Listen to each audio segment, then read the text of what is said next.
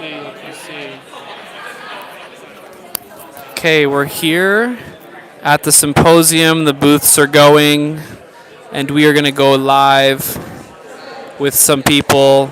Just get a taste of what's going on. We're going to start here. This fine young man. And okay, this is what we're doing. Are you down to be on the live stream?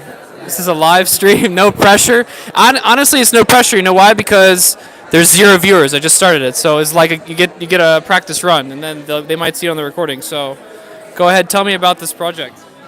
Well, this is design.io. Is basically the idea is how we can use video games as a designing tool. So the project came together with my module in Dubai in Turn 2 that was called Desert Housing, and the goal was to create desert, a desert sustainable house in the context of Dubai. So if you look at here, we have this actual designing platform that is called Shaper 3D, where I 3D model my house, and with this model I used to construct a real life model in Dubai. But then I wanted to explore like, oh, I can do this better maybe in a video game and more interactive. So then is when we pass here and we doing this with 2 video games. One is Minecraft, which allows the user to walk around the world. Especially, well, we can walk inside the house. And the cool part of Minecraft is like give the user to feel part of the house, to walk around the house. Yes, sorry. So we can have here more details that maybe this platform doesn't offer us, like the details inside a home. Oops. And then the other video game that I used was The Sims. So I use Sims to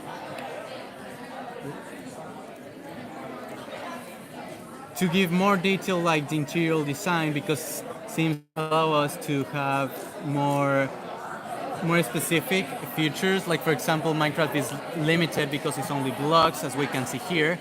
But with Sims, we have now more furniture to have like an actual idea how a house can look like. So yeah, this is my project. The house is called Casa Ancha. How did you get the name? The name means white house, and well, it's the concept of sustainability, because if the house is wider, you have more space to the air to flow, and there is no necessity to use that much air conditioner that a lot of houses and buildings in Dubai use, and AC is a lot of contamination in general. Well, yeah, I hope you like it. Did you have a chance to like visit any houses or any places when you guys were in Dubai to like get inspiration? Yes, we went to a whole community. It's a whole neighborhood made from sustainable houses. There are, it's called Sustainable City, yeah.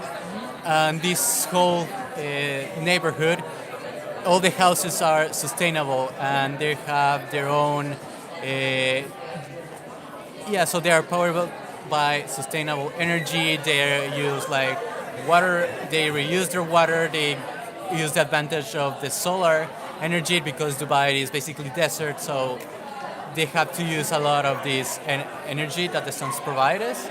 And then, yeah, it's a cool neighborhood where we can have the chance to walk around the houses, ask some architects what is this concept of sustainable building means, because this shouldn't be used only in Dubai. This has to be applied all around the world. So yeah, this house specifically is for the desert and the hard environment in Dubai. And yeah, that's basically it. Thank you so much. Yeah, that's awesome. Really cool. Thank you. All right. I am just looking for people to talk to. Might invade some presentations here. See what's going on here. Okay. You know what I'm doing. Oh, Lord. What do you want to say to the people? Great showcase, people. Well done. Well done. All right, now let's get to the content.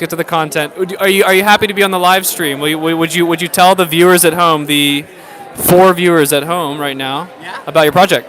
Yeah, of course. The project at the showcase or the project right here? Right here. Right here. Okay, so this project is actually it's called Neutrobot. It's basically conservational technology using machine learning. So the way we did it is actually let's go right here. Sorry. So right here is our final product for the module. This project is both the intersection of the module and my personal project. So it has two robots. One of them is responsible for going around the field, calculating the amount of moisture, calculating the amount of nutrients that is in the soil. And on machine learning, it's going to identify patterns within this environment, and it's going to calculate what is the most efficient way in order to use those resources. Because if we think about it, 70% of the water that we are using as human beings is not actually in drinking. It's more in agriculture and farming, and many of that is lost. At some point, it's going to renew itself, but people can have also conflicts, and actually are having conflicts across the world, maybe in Africa, the Nile River, or the dams that are being built. And so we need to figure out ways that humans can create, but it's very time consuming. So we're creating other ways of machine learning opportunities that the machine itself can evaluate what is the most appropriate amount of resources, and not using too much, but also not too little for the soil health itself. What inspired you to do this kind of a project? Who inspired me? What or who? Yeah. Okay, so actually, it was inspired by my background. So I'm from Egypt, and I live in a place where I lived in the countryside for a little while, and I saw the amount of water, like they used stuff like flood irrigation, and for them they have the idea that that flood irrigation is the most, is the most effective because it grows a lot of, a lot of plants, and then it's very cost effective, right? But also not only that, I also have seen child labor a lot. So this is a big one. People's arguments on integrating robots in society is it's going to replace human beings. My argument against that is it could at some point replace human beings, but in other countries it also replaces child labor, and it gives access to education after that. So it's both. It's not entirely my idea. The conceptualized idea was both from like our whole team, Noemi, Santiago, Luisa, and I. And we all had different inspirations. Like people had inspirations in sustainability. People had other inspirations, just like myself, the workforce itself, and how are we ethically contributing that. Cool. Awesome. And so you worked on this with a few other students as well? Yes. So in the module, we worked with Noemi, Santiago, and Luisa. And this is where this final product came from. But also, I created a machine learning model for my personal project to simulate what this robot will look like. It's very similar to what Seb Olsen presented today, which many of our projects actually back to machine learning. It's basically just evaluating how this robot, or simulating how this robot is going to be in a natural ecosystem, in a natural environment. Because our initial prototype was a robot, obviously, but it was just a prototype after all. Awesome. This is really cool. Love that you're thinking about the future. Thank you. YouTube, thanks to you. You grew the audience. You grew. Thank you. All right. Hold on, I'm sweating. So. Is this the live stream? This is the live stream. Yep. Oh, Hello. You can. If you wanna. Hello. All right. Tell us. So, this is the film that Dhruv and I had made over the course of our second term. We were in Dubai, and we were doing a project, like a module, on building robots. And we're like, it'd be really cool to capture this all on film. And that's basically what we ended up doing. The initial idea came from when we were first accepted to TGS. We didn't really know, how learning worked. Or we just knew it was project-based learning, but we didn't really know what that meant. So we thought, what if we could make a video that captures that essence that makes the learning so special? And I think we did a pretty good job doing over the course of the film. So yeah. Awesome. So what was your driving question? Driving question was, how can we, Dhruv and I, use documentary filmmaking to capture learning at TGS? And was this your first time making a documentary? Formally, yeah. Most of the time it was just I had a camera, I'd point and shoot, just be like, hey, look at this cool thing, and then I'd lightly cut it together. But this is the first time formally, like, scripted an idea, put it all together, cut it together, edit it properly, add music, add sound effects, do interviews, and kind of put all of them together in a really nice cohesive product. What was the most challenging part of the process? I think that the editing itself was just the sheer scope of the project. We were planning to do this over like 4 weeks, which originally we thought was doable, but turned out to be way more work than we had anticipated. But luckily, there was the two of us, and through a lot of hard work and a lot of effort, we were able to put it together and display it at the showcase we had that term. And now we get to show it here. So, yeah. All right, that's Nico. Nico, thank you. Yeah, no worries. We're gonna keep it moving, but Symposium. yes, yeah. All right, we're gonna find. Oh, I'm gonna find him. There he is, the man in black. We got to get CM1, folks. We've been doing the CM2 vibe. Now we're looking for the CM1 vibe. What's up? What's going on? All good, all good. Got a couple of troublemakers over here. What are you guys working on? What's going on over here? We're working on we're showing the good people our project. All right, well, somebody hold the mic and then tell us about your project. All right. All right, I'm Noah D'Souza from the US of A, My name is Max Friedel. I'm also from the US of A.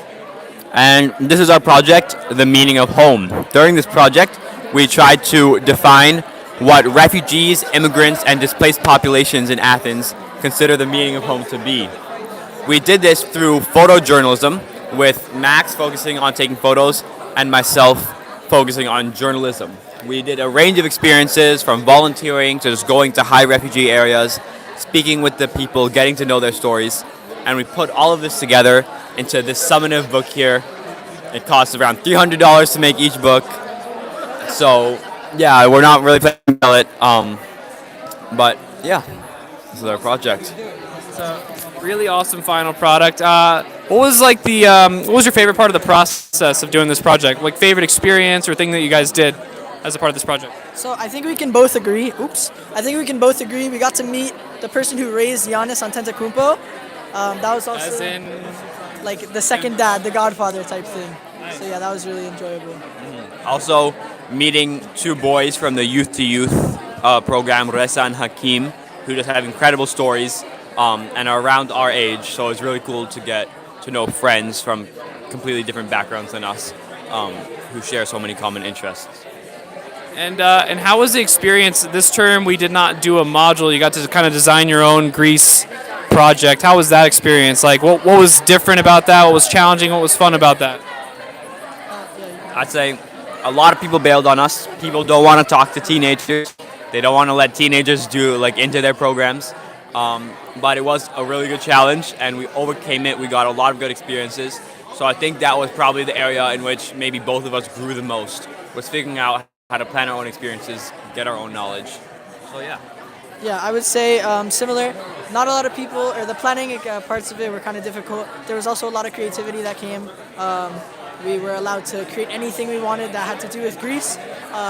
Originally, my idea was to create a photo book. I don't remember what Noah's original idea was, but he reached out to me, and we combined projects, and now we have this. So.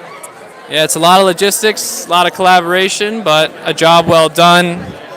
A wonderful final product from two first-year students. That's very important. Any last final words?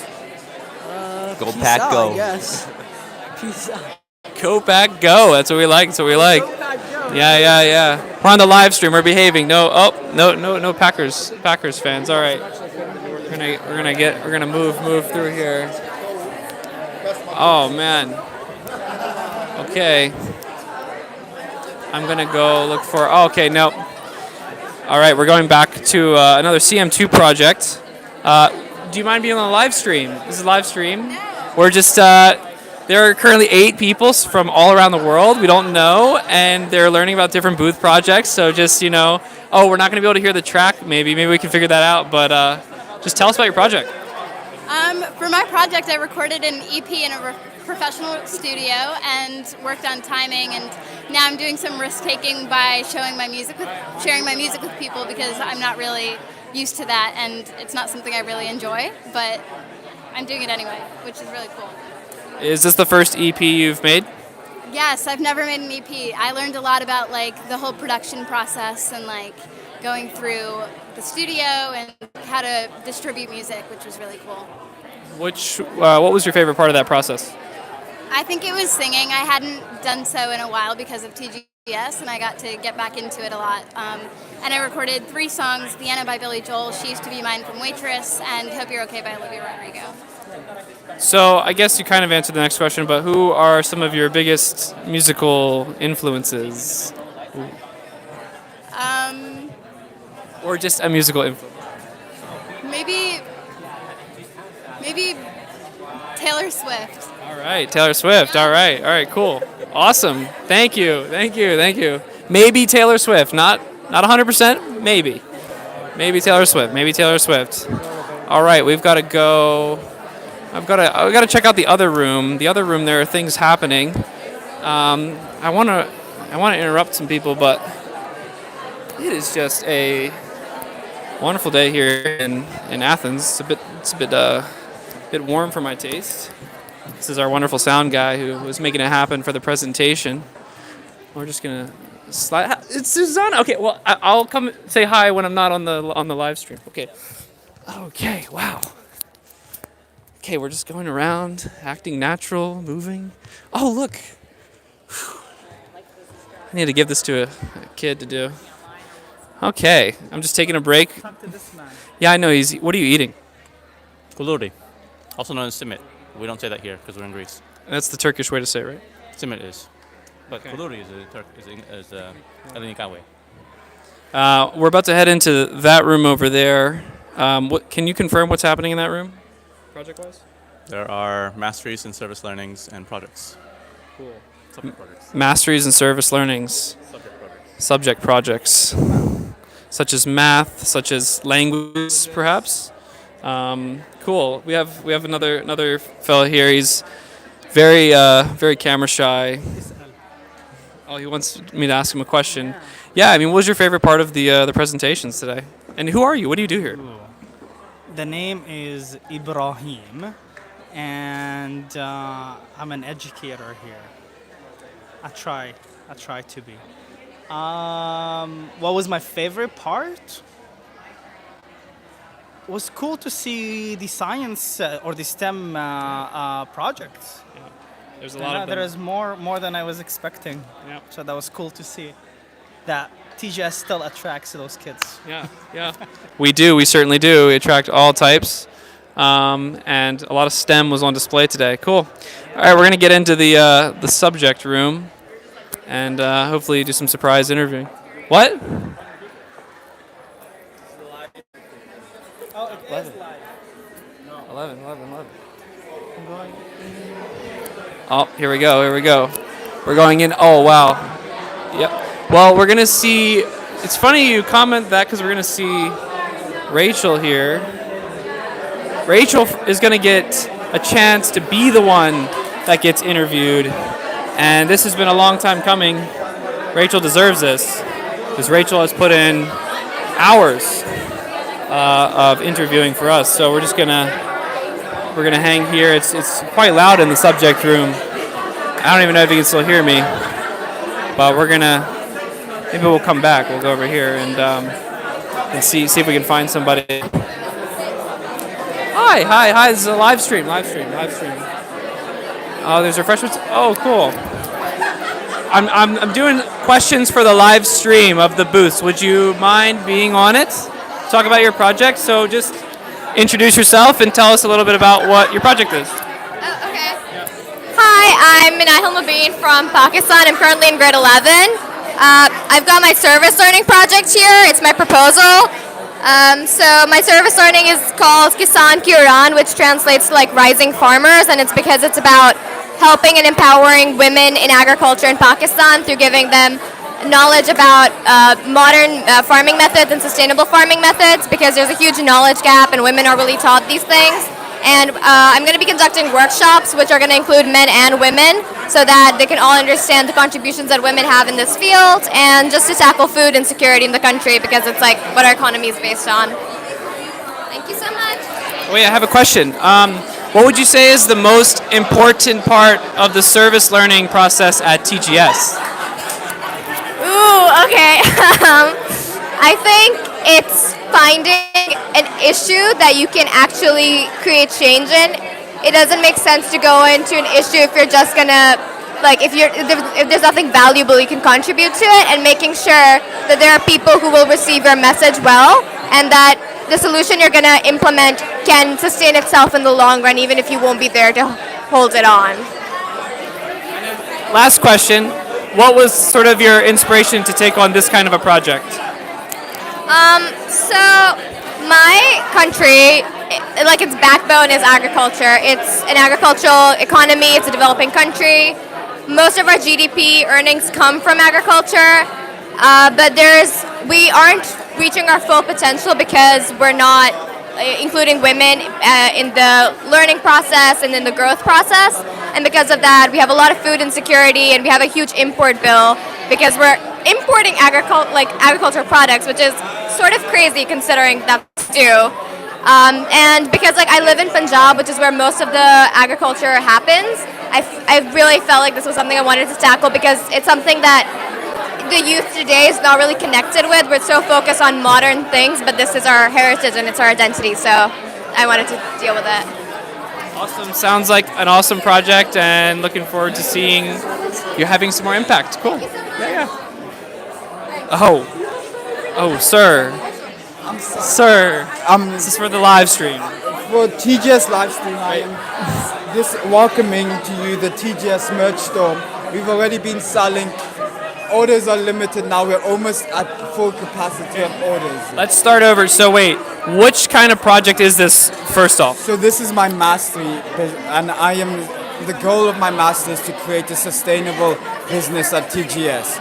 So far I've been selling tote bags to prove that my business is sustainable. I've been selling them throughout 2 terms so far, and this is the first term I'm trying to expand my market bigger than TGS students. So I've got from TGS on-site, some TGS parents, some TGS staff, and the goal is to expand and make it more sustainable and prove that this business is sustainable.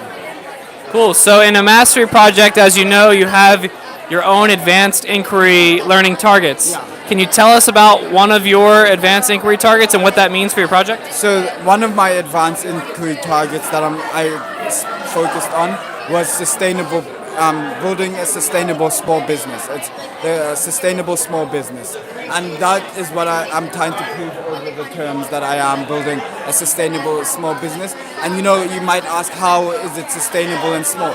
I'm doing it by proving that every term the sales increase, every term there's demand for products, and every term that I am expanding markets, and that it is sustainable, and that it can continue even when I graduate, that I can just pass it on to the next person. So for instance, I'm in the phase of creating my website, which will make it even more sustainable, because this will make it more digitalized, because so far it's a bit on a one-on-one basis that I sell in person, but the goal is to make it bigger and more digitalized, so you can do card payments. So far it's a bit limited because it's cash payments only, but we're getting to expanding. So that's the whole part of my mastery, that it's just expanding, because businesses don't always start big.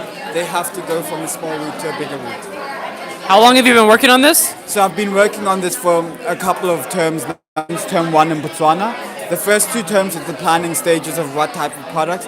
Term 3 in Dubai was the first term I actually started selling my products, and this is the second term of selling products. And hopefully the third and fourth term, I'll have 4 terms of business sales, and that's the goal, to have 4 terms of business sales.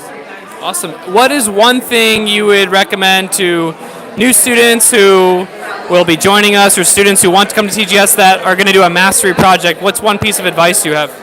First of all, you have to be ambitious, but also realize when your ambition isn't realized. Like I had grander plans for this master. I thought by now I'd have like a whole hoodie, like a big range of selection of merchandise. But it's okay to limit yourself. That it's okay that your ideas fluctuate. Your timeline might be like I adapted. I thought by now I would have been defending my mastery, but you always have to adapt to your situation. And it's not, as we've learned, that a mistake or like setbacks aren't, they just learning processes to curve.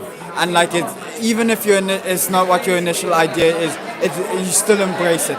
The important thing is to embrace what you have. So right now I'm embracing even my limited cash-to-cash in-person sales. I am embracing it, and that's the key thing. Don't give up on your project.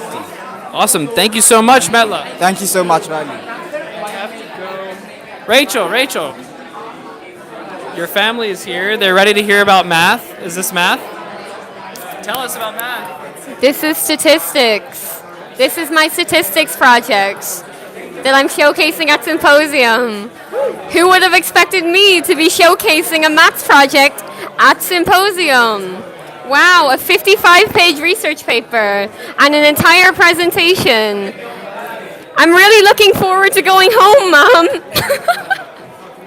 Like, really? Come on, tell us about it.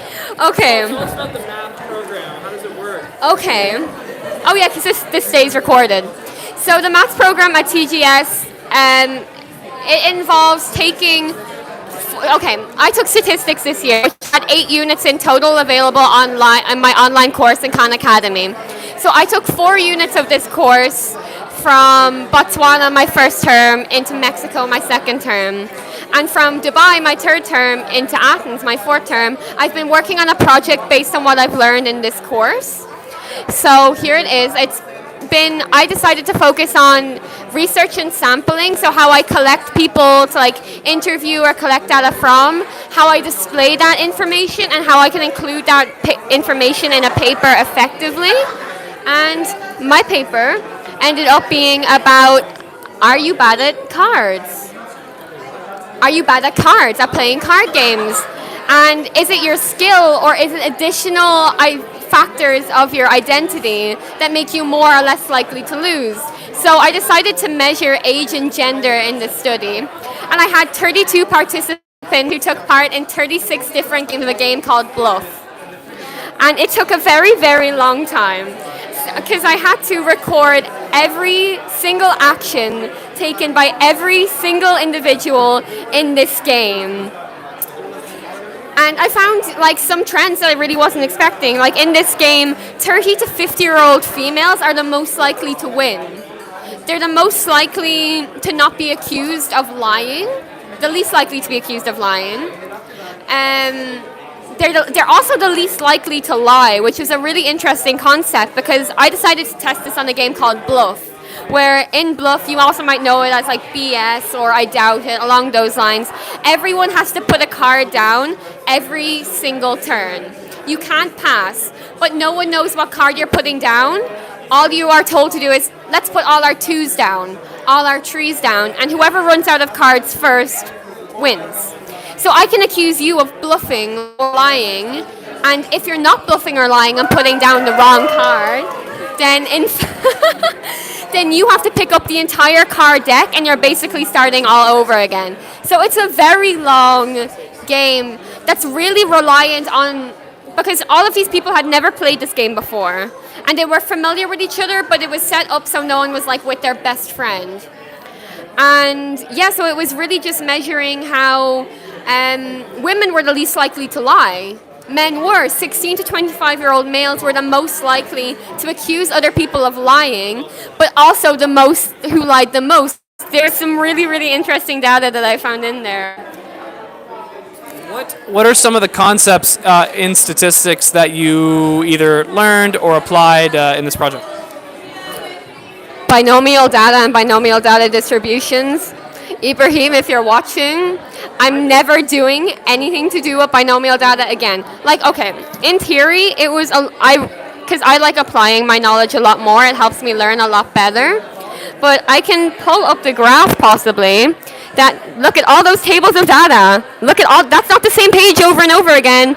Those are different pages. I had to calculate all this data for this project so I could actually, because the thing is I could look at all these tables and my brain can't naturally find a pattern in them that fast just based on numbers alone. So when I put it into these binomial graphs, which is, when it's binomial, it means there's like there's only two options in how things can turn out. So I think in this graph it is like, were they successful in lying, yes or no? So that made it 10 times easier for me to see who was getting away with lying more because the graph showed it to me, and it also helps me communicate what I'm learning. So I did spend a lot of time looking at graphs. Like I have this presentation that's more visual compared to the 55-page research paper. So that goes over like pie charts, bar graphs, how we sort of share data, which was a big part of my maths course, how we perceive it and how we share it. All right, last question. And you can be honest, like what was it like learning math in this way, having to apply it? What did you enjoy? What was tough? Like, it's different, so... So I've had the experience in TGS of doing the old maths course and the new maths course that I just completed. In my old maths course, I got a credit from sitting an entire online course for the whole year. And I was bored out of my mind. Like, it was like being in a normal classroom, and I procrastinated a lot. I pulled a lot of it together very last minute. And because it was just like a normal class, you can do that. So that was one thing I really found challenging with this aspect of like applying the project to it, because I'm not a big fan of maths. I don't like doing things in maths. So when I had to apply it and keep up to deadlines, I was sort of forced to keep engaged with it. Like, I don't know, I found it a lot more enjoyable now that I've had the two experiences. I feel like I can also explain concepts better now that I've used them myself, and I've seen like, oh, I used like this distribution graph in the completely wrong way. Like, I'm a lot better at noticing my own mistakes rather than relying on my teacher telling me like, no, this answer is wrong, because I can see that it's wrong. Yeah. So it's more relevant. 100 times more relevant. Awesome, Rachel. Thank you. You are a shining example of the new math program at TGS, and we're gonna go. I don't know how many more we're gonna do. Rachel, I don't have the endurance that you have to go an hour and a half like you did. I think we're at 30 minutes, and I think my back hurts from holding the phone. It's really hard, but like, this is revenge. It's revenge. I just gave you the phone and said it's a student-led activity. I had a parent come up to me and say, "Are you the girl who did the live streams, the interviews?" And honestly, motivating. That was motivating. You should praise the people who do this more. It's backbreaking work. Thank you. All right. The MC, the young MC, goes by a few names. Hello. How was it? How was kind of headlining the event there? Honestly, it was as bad as I thought it would. Everything just kind of comes fluidly once you're on the stage. Yeah, you were natural out there. I enjoyed it. The chef is in the building. Chef, we're just taking a break in between project interviews. What are you eating here?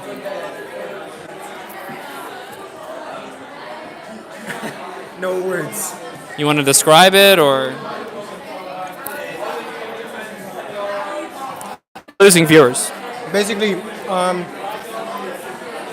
today they asked me, "Chef, do you want to present a mastery project? We'd like to see your mastery in showcase." And I was like, Symposium, my bad. And I was like, I would love to, but I feel like I should let other people get into the limelight. I don't want to take it all myself. So gave some space to other people to present their projects, of course.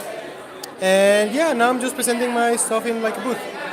It's always good to display humility. I don't think it's one of the core values, but it should be if we added another one. And I think you are exhibiting it right now. Clearly very humble. You know your limits. I agree, yes. Pan de chocolate, it's decent. Solid 8 out of 10. Yeah. Showcase, Symposium. It's been pretty nice.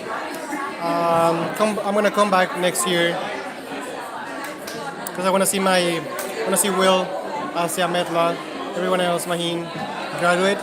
So Cool. All right. Well, I'll probably visit you again when we're doing the other interviews, the recorded ones. But thank you for the live stream. I think we got a good taste of projects here. I'm just going to come back here. We're on the live stream. And I'm just going to see what we've got going on. Oh, wow. Food. Maybe we'll go to the back. Oh, okay. Yep. Here we go. All right. I don't want to interrupt, but this is live stream. Do you want to tell them? Well, you can tell us. Sure. Hello, everyone on the live stream. This is my short film, Dance with the Devil. It's a part of my mastery. Basically, it tells the story of an exorcist going around town, fighting demons, saving the world, classic stuff. Yeah, so I hope you like it. If it's possible, is it possible if I show the QR code to scan it? Yeah, this would be a first for the live stream. We'll just hold the camera at the QR code. Maybe you can take a screenshot. Maybe you can scan it with another device. Or I can open you the YouTube page as look well. at that. But he's only going to hold it for like 10 more seconds. Wow. Yeah. It's a great There's film. also the YouTube page for it. You can find it It's there. called Dance with the Devil -short film, parentheses, English captions. Matvey, we're glad to have you here. What was the most, I don't know, challenging or most fun part of this whole process, editing this film? I don't know, you get to choose. Basically, well, the most complicated was just a lot of change of plans because, for example, one of the scenes we filmed in a restaurant, which they were like, okay, you have half an hour before the opening, like, be done, we don't care. So we had to like speed it up. We think of the dialogues, how can we adapt it because we couldn't refilm like for 10 times. Or there was one scene that we filmed, which is like the shop of an exorcist. It was filmed in an escape room, but there was no light, so we had to like figure out how to put up the lighting with some built-in lighting and on the wall. It was like, so, but I loved it because it's my passion. And that's the key, right? When you're doing a mastery project, you've got to be passionate about Follow it. your passions, love what you do, and the world will be a better place. All right, there you have it. Matvey, great mastery project here. Dance with the Devil. Get it on YouTube. We're going to finish up here in the corner. We might round out the corner here, and then we'll go, oh, what do we have here? The history of China with a historical figure himself. Goes by the name of? Ignacio, what's up? You want to tell us a little bit about this project? And it's a mastery as well, yeah? Yes, this is my second mastery project I've done at TGS. With it, I've realized that China is really important right now in the world, but a lot of people don't know kind of the history of that. It's not taught, at least in most parts of the West. And so I wanted to give people a quick introduction that gives them at least a starting place in that history. If anybody has seen something like Bill Wurtz's History of Japan, it's in a similar vein to that. It's fast-paced, it's a basic understanding, but it gives people kind of the chance to build a deeper understanding if they want to later on. Is it on YouTube at this point? It is not currently on YouTube. It should be in the coming weeks. Cool. And it's going to be titled what? Because I guess all we can do is search it right now. History of China? A History of China, yes. And you intend for it to be at the top of the charts? Naturally, of course. Okay, cool. Awesome. What was the most, challenging part of the process for you? There's a lot of controversy in recent Chinese history. And so trying to write something that's very short that both encapsulates that and tries to avoid any serious offense can be very difficult. And so kind of have to weave through that. How did you do that? A lot of research, a lot of talking to people and saying, hey, is this bad? Can I not say this? And continuing to do that over and over and over again until I got to at least some level of consensus. It's good that we're now considering these kinds of things, whereas in the past they might not have always been considered. Final question, most important question: where did you get this suit? I got this suit online. I ordered this jacket. I've had it for 4 years, so I can't tell you exactly where. It might not exist anymore. I don't know. It's a limited edition. If you want it, I got the last one, and they're not making them anymore.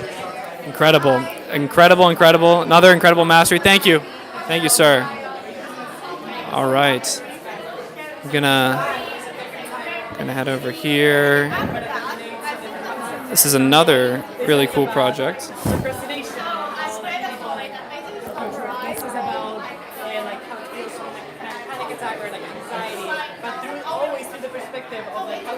like through a maze, and how can I like do that using the principles of design and graphic design? It's about energy and nature. So we'll keep moving because they're busy, but also some really cool mastery projects over there. To be honest, I think that's a pretty good overview. Oh.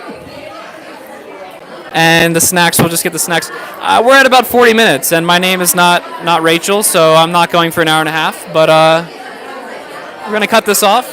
I've really enjoyed it. If you want to see more, you can always, for CM1, you can visit our showcase site. You can visit thinkglobalschool.com. You can visit projects.thinkglobalschool.com. There's all kinds of ways to view the projects, or you could just come join us next year. Here in Athens, we should be here again. And yeah, that's it. Thank you all, and have a good night.